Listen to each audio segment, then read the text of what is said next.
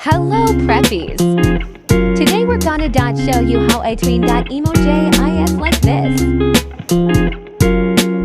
First search for a picture that has black VG.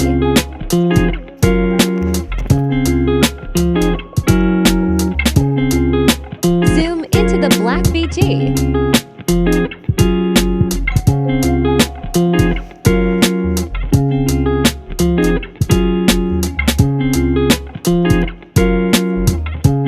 Remove the ending. Put the ratio to YouTube video. Make it long. Put your emojis.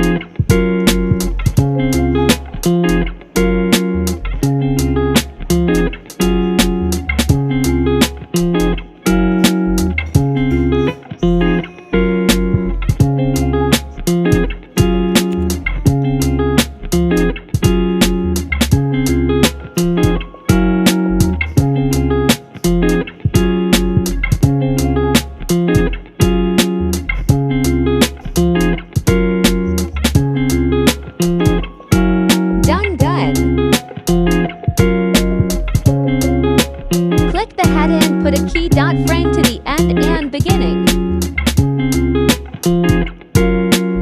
Do it to the other body parts.